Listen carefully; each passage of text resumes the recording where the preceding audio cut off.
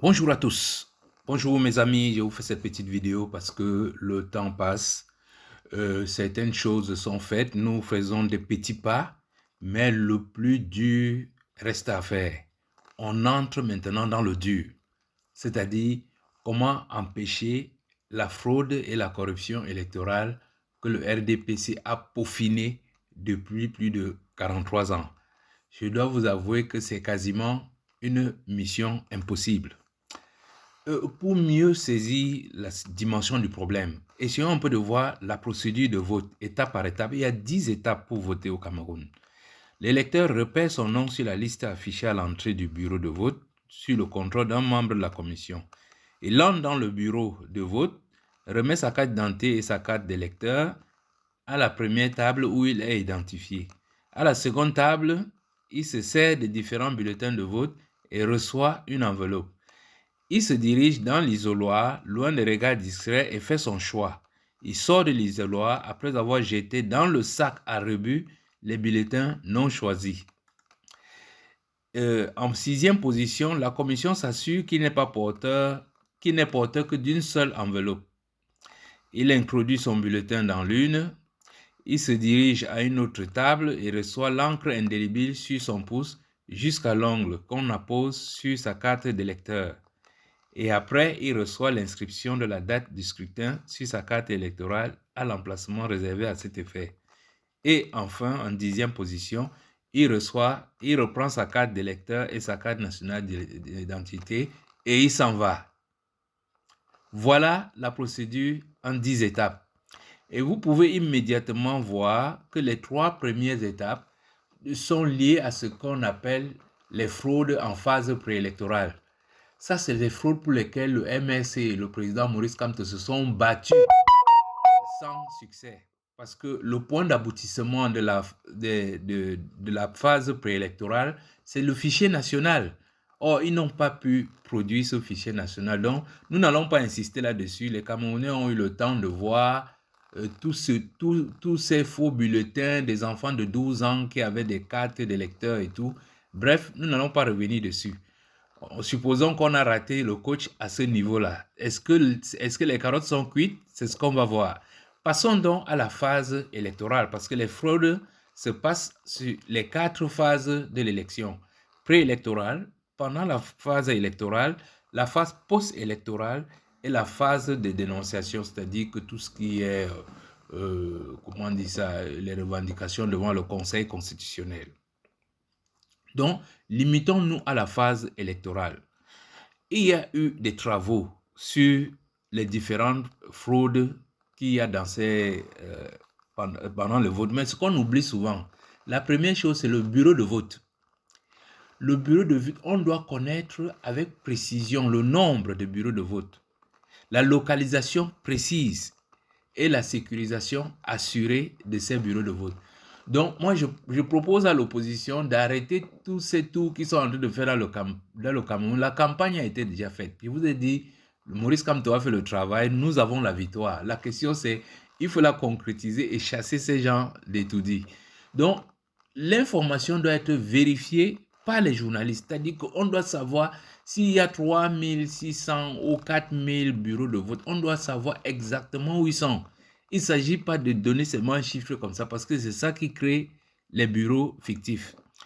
Toujours par rapport au bureau de vote, il faut savoir que chaque bureau de vote a un président, plusieurs membres qui sont des représentants de l'administration ou bien un représentant de chaque candidat du parti politique. Mais pour être représenté au bureau de vote, les partis politiques doivent demander un mandat de représentation. Vous voyez que le RDPC vous oblige à identifier ceux qui vont venir suivre le vote. Le but, c'est de faire la corruption. Parce que quand ce bureau de vote-là, quand les membres de ce bureau sont corrompus, c'est fini. Paul Biya il sort de ce bureau de vote avec 100%. Quel qu'en soit ce que vous allez faire, ils en sortent avec 100%. Mais il y a quand même une petite clé que je vous donnerai à la fin de cette vidéo et vous allez voir, c'est quelque chose qui peut marcher. Maintenant, citons pas à pas quelques fraudes qu'on trouve pendant les élections et comment on peut les éviter. Donc, il y a le non-affichage des listes devant les bureaux. Il faut savoir que le RDPC ou bien l'ELECAM a l'obligation d'afficher les listes devant les bureaux de vote 2 semaines ou même minimum 4 jours avant le vote.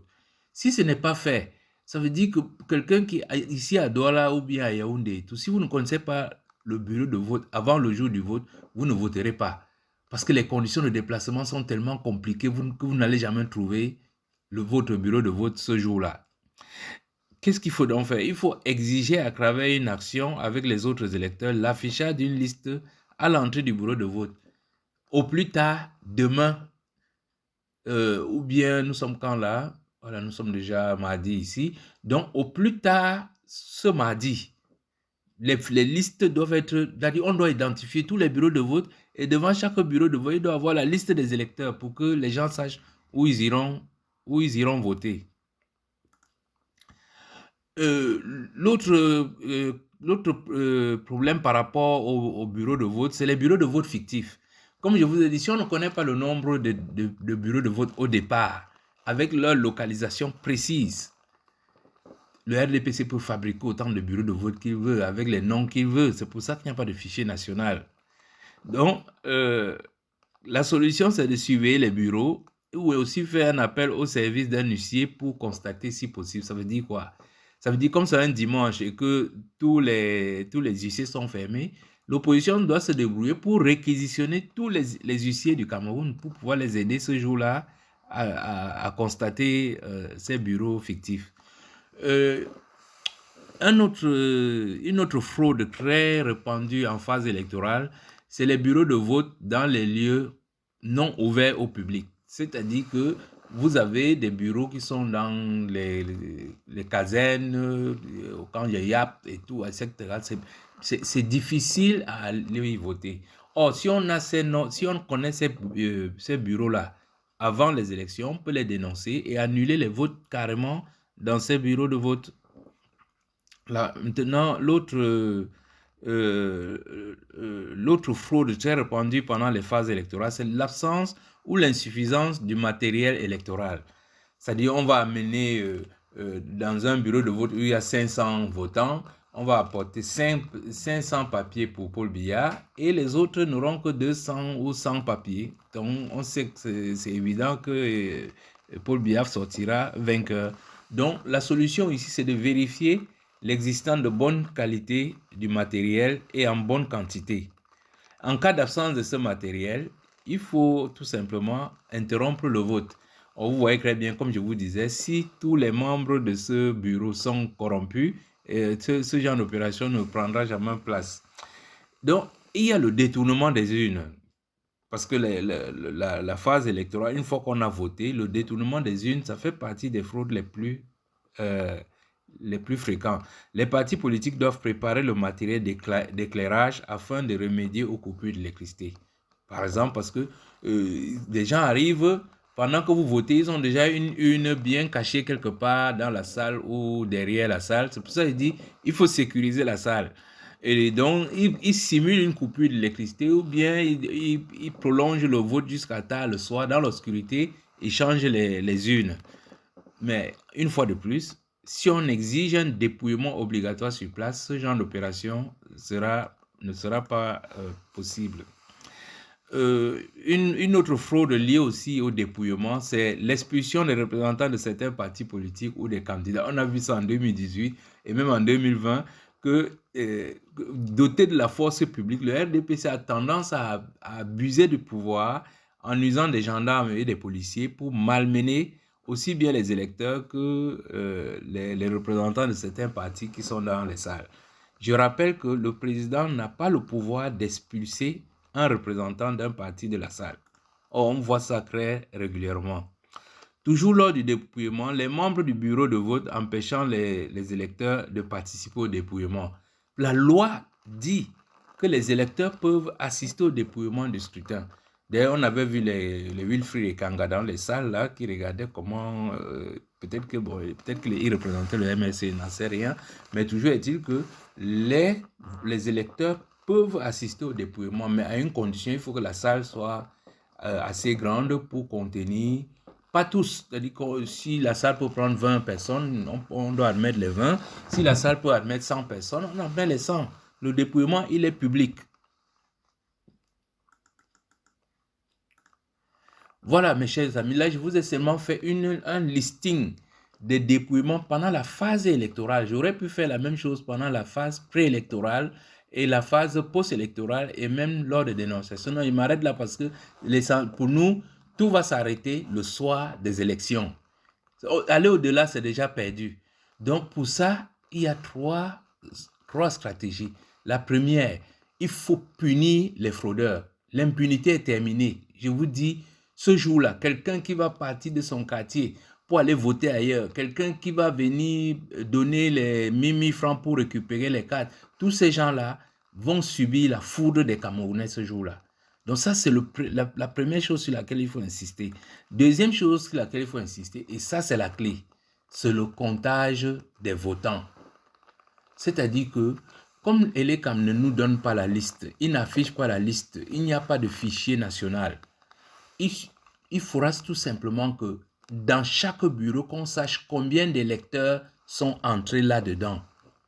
S'il y a 100 électeurs qui sont entrés dans un bureau de vote, il sera impossible que Elecam donne des chiffres qui sont supérieurs au nombre de personnes qui sont entrées là. Donc, ça veut dire que vous bloquez tous les bourrages des personnes qui viennent voter avec double nom. C'est-à-dire qu'il y a plusieurs mécanismes par rapport à l'électeur. On ne va pas revenir là-dessus ici, mais c'est énorme ce qu'on peut faire avec un électeur. Un électeur arrive avec plusieurs cartes, ou bien il s'en va, il vient revoter plusieurs fois, comme je vous l'ai dit, avec la corruption des membres du bureau. Mais si vous mettez en place un système qui compte le nombre de votants, ou bien le nombre d'électeurs qui entrent dans ce bureau de vote, votre résultat ne pourra pas dépasser le nombre de ceux qui sont entrés. Avec ça, ils sont coincés. Il ne peut pas avoir de bourrage d'une. Et d'autre part, une fois que vous comptez les votes, il faut rester sur place. Et rester sur place avec ce qu'on appelle l'expression de la démocratie populaire. C'est-à-dire, ceux qui votent Chiroma ou Bolo, ils se mettent à gauche. Ceux qui votent Biya, ils se mettent à droite.